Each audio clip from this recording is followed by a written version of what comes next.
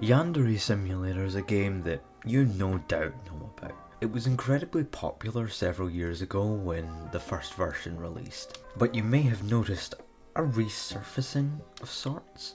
Not in the game, but a challenge. Consume the Chalice, where people speedrun trying to get banned from Yandere Dev's Discord. You're probably wondering how, so let's just start from the beginning. It all began on 4chan. Fucking doesn't it always? A young Yandere dev is on the site and he poses an idea. What if I make a mix between Persona and Hitman? That's a fucking stupid idea, and we'll get to why that is later, but continue me, thanks me. In a Japanese high school setting where you have to kill potential love interests to have your senpai fall in love with you. Now this on paper doesn't sound like that bad of an idea, and it was met with resounding success. So he immediately began work on the game, and that was the first mistake, letting him make work on the game. Yandere starts production on the game, and soon afterwards he has a working version out in the marketplace. Do keep in mind that he's using Unity assets for the characters in the school. It's gonna come up later, don't worry. Just keep that in mind. Soon after, he adds in some kill mechanics and a simple premise for the game.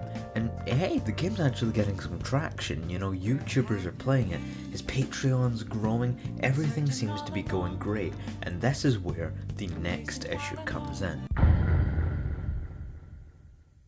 If you look at a video of this game when it was originally released and a video of it now, you'll notice almost no difference. The reason for this is that he spends most of his time doing one of two things. Either streaming or making a recap video where he brings up things that he wants to put in the game, then the audience thinks that that's pretty cool.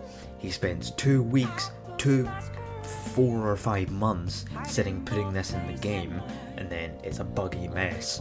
He spends more time trying to fix that, and then he ends up giving it to someone who's literally volunteering to do it for him, and they'll fix it within like 5 or 10 minutes because they know how to use W3 Schools. And then at that point, Osana's dead in the water. And don't worry, we'll fucking get to you, bitch. Or he's trying to fix the abundance of issues that are already in the game, and again he's taking between 2 weeks and 5 months to fix it, and then again gets volunteers to fix it for him, and then again Osana's dead in the water. The process just fucking repeats itself. That's basically the entire development process of this game, hence why there's been almost no progress and the game still looks like shit. Another good way to emphasize how shit of a game developer he is to talk about. Now, a really good question for you to have right now is, what the fuck is this? And don't worry, you ignorant babe, I shall explain it to you, for I am a merciful god. If you don't mind, I'm just gonna completely rip this from the wiki. Pretty Girl Mayuki is a popular anime franchise that exists in Yandere Simulator's setting. It has 5 cameos in the game, in posters, mangas, anime, an augmented reality game, and a video game console. That's right. Instead of making the fucking game, he writes stupid things about an anime that doesn't exist. This wouldn't be an issue if he was writing an anime. But he isn't. He's not writing an anime. He's barely functioning to make a game, so why is he doing this? I'll tell you why. Because he's fucking bad at his job and needs an excuse. According to Yandere Dev, he imagines the show being like Evangelion. It starts out as a typical show with all the usual tropes, and then things start to get weird. The characters go through extremely traumatic experiences. There are weird artsy segments where the characters are talking about themselves inside of their own minds. We find out that every one of the characters has a messed up past. People start dying / losing body parts, or going into comas. Everything gets worse and worse. Every single character is miserable and suffering in different ways, and by the end, everyone turns into liquid. This is literally just fucking Evangelion, isn't it? Sorry if you haven't actually seen Eva yet. Wait, no, fuck. It came out 2 decades ago and has been on Netflix for a year. If you were interested, you would have seen it by now. The director gets death threats for the way he ended the show, but the series was so popular it gets made into a full-length film that serves as an alternate ending to the... Did he? What? People pay him. People literally give this man money to come up with this instead of doing what he's supposed to be doing. He's not even coming up with anything. It's I want to say that he's just explaining like what happens with Eva with the end of Evangelion, but he's not even explaining anything. He's just saying that they made a movie about it. Like, what the fuck? What the fuck? Why are people paying him? And with an insanely high budget, the production team creates some of the most impressive animated sequences in cinema history, but then, by the end of the film, everyone turns into liquid again. The director laughs at everyone from atop his throne of millions of dollars because he's a sadistic madman and his favourite hobby is torturing the fans of his work by killing off their beloved characters in horrific ways. You have no idea how many times I've tried to say that last line. It actually took me like 30 times to say sadistic madman.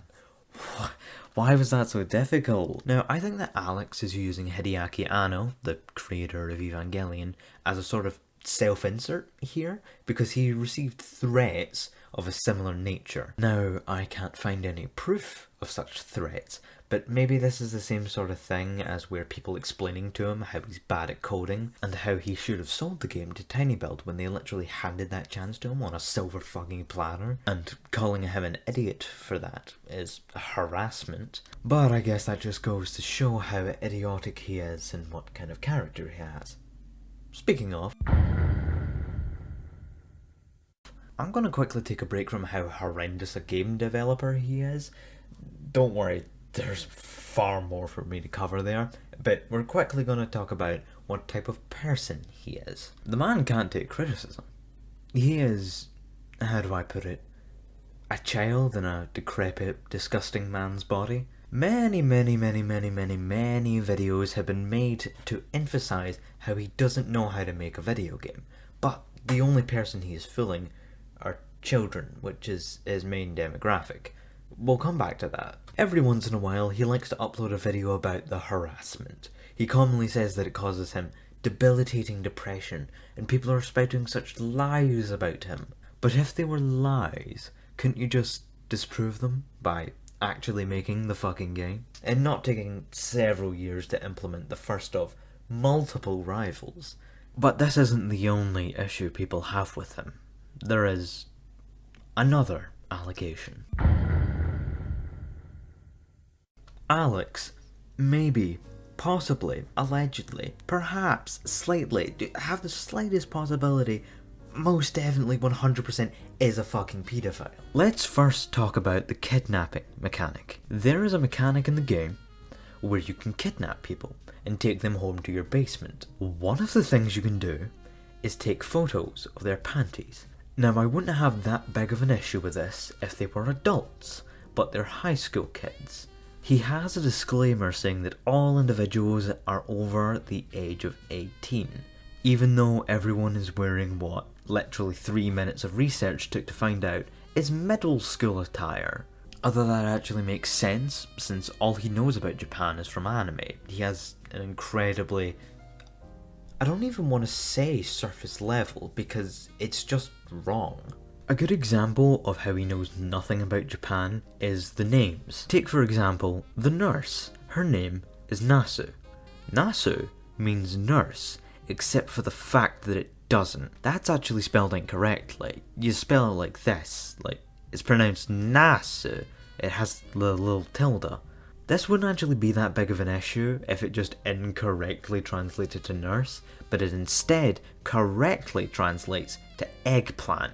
Sorry, I got sidetracked, but that's fucking funny. The accusation comes from a conversation that Yandere Dev was having with someone about the age of consent, which is just totally normal thing to be having a fucking conversation about. Yandev was being a weirdo no fucking surprises there, where he said that he should get rid of the age of consent and instead you should instate a sex license, which out of context is the funniest fucking thing I've ever heard. On January 22nd, an individual contacted me to share her criticism of Yandere Simulator. She seemed to believe that Yandere Simulator contained depictions of underage characters in sexual situations. Gee, really, you think? There are no sexual situations in Yandere Simulator. There are characters who make vague statements which imply they are sexually active outside of school, but there are no characters who engage in sexual activities anywhere that the player can see them. Are you fucking sure? The whole thing is about how you take this test to see how sexually mature you are. Now, I shouldn't have to tell you that that's a stupid fucking idea, but if you need me to tell you that, I am glad I told you that. Also, people can cheat on a test, you fucking dumb bitch. I really don't want to talk about this, because it kind of makes me uncomfortable, especially since this entire demographic is children. Oh, fuck! Now, you may remember me bringing up the name Osana. She is the first rival, the first person you're meant to kill, and after 6 years of hard, grueling development, she still isn't in the fucking game. You may have noticed that I'm not using footage from Yandere Simulator. I'm actually using footage from Persona 5 and Hitman. That's because these are the games that he based Yandere Simulator off of, and because I'm not going to buy his dog shit pile of stolen assets. Now let me explain why that's a really stupid idea. One of them, Hitman, is a sandbox where you're put into a small area with multiple ways to assassinate your target. This is a sandbox action game, okay? The other one is a turn-based RPG that is almost entirely focused on dialogue, whereas Hitman has almost no dialogue in it. Like, seriously, Persona's it's a great game, but if you take it out of the dialogue, it's about 15 hours. Like, I'm not shitting on it, it's a great game. I might even do an in-depth dive on the game actually once I've finished the other one. Hint hint, nudge nudge. I shouldn't have to tell you that an action sandbox game doesn't mix with a social sim turn-based RPG. They are very different games, and Yandere Simulator is at its core flawed. It also doesn't help how the main gameplay loop isn't in the game. The fact that the game doesn't have Osana in it is a lot bigger of an issue than you might think. The entire structure of the game is based off of the fact that there are several rivals fighting for Senpai's love, so you need to kill them. You get a week to kill them. In this time, you must prepare your execution method and then act upon it. This isn't inherently a bad idea. You could do it like Persona. You have a set amount of time to mess about in mementos, to go and study so that you can up your stats, to do all these sorts of things. You can train to up your max HP, things like that. You can hang out with people and upgrade social links, therefore benefiting you in the palace. You can do all these sorts of things, and then on the last day you can go into the palace, or you could probably just go into a palace and completely beat it in one day. That's what I usually do. However, here it would work much better if it was more designed towards Hitman. That's the issue the game's currently facing. It is mostly based off of Persona, where it's entirely story based. It would only work if it was mostly based off of Hitman. It was more of a sandbox rather than a storytelling game. You'd still have the 5-day setup like Persona, but the game would function like Hitman. You know how in Hitman you go through the map, you find items, and then you can use those to, say, poison a person or something, and then you need to hide the body and do all those. But before that, we're focusing on the preparation part, the finding the items. These 5 days would be put into that setup, and the first day maybe you find jumper cables behind the school gym. The next day you follow her about and find her schedule. Maybe at a certain time she goes to this secluded area. The next day you find a water bucket and you murder the janitor. That's going to come in later. Day 4 you find a battery, and then you just continue to attend classes. I forgot to mention, you also have to attend classes in this version of the game. Don't want to fail your exams now, do you? Then in day 5 you're pretty much done. You can just chill and go to your classes and then like sneak about and watch your senpai. I hate that that word came from my mouth. Then on Saturday, because they still go to school on Saturday, you enact this. She goes through the area, you have spilled water there, you've killed the janitor so he can't put up a wet floor sign, she doesn't know, you put the jumper cables in there connected to the battery, electrocute her. Well done. You just killed Osana. But it's a shame that she's not in the fucking game for you to do that. If you actually own the game, you might have noticed that you only have 5 days to play, whereas I said you have 6 days. That's because in Japan, the school and work week are 6 days long. You only get the Sunday off. This is something Yandere would know if he spent 5 minutes researching, or did what I did, and actually played one of the games that it was based off of, where you have a 6-day week in school. This actually leads into my next point. I'm sorry, but why is this game based in Japan? I mean, I know why. It's because he wanted to make a glorified hentai game.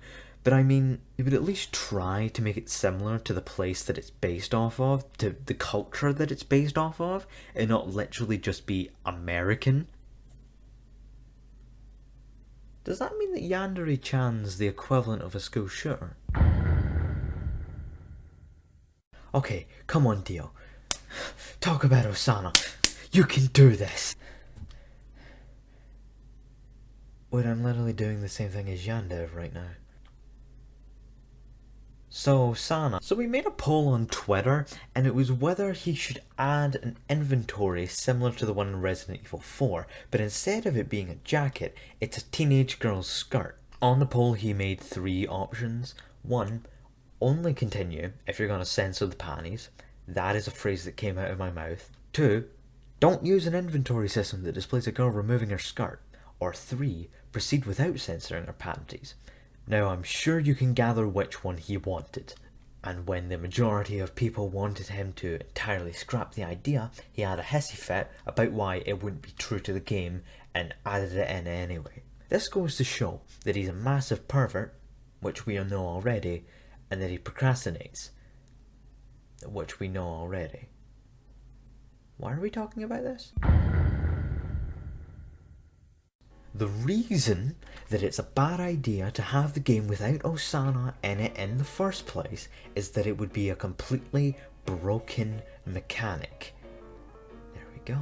It's one of the main parts of the game, and it's not even in the game 6 years on, so it would probably take him about a year to fix all of the bugs. Speaking of bugs, as I've already mentioned, all of the assets in the game are literally stolen, and one day he's going to be forced to change them, and that's going to take about another year to fix it all, especially since he's continuing to make animations for these stolen assets, and he just doesn't seem to realise that one day someone's going to come a knocking and say you can't use this in a commercial product. But until that day, I guess we just have overwhelming dread. Wait, what? No. You know what? See if we can't talk about Osana without interruptions, we're just not gonna talk at all. Well, I'm done. Plus, the game looks like shit.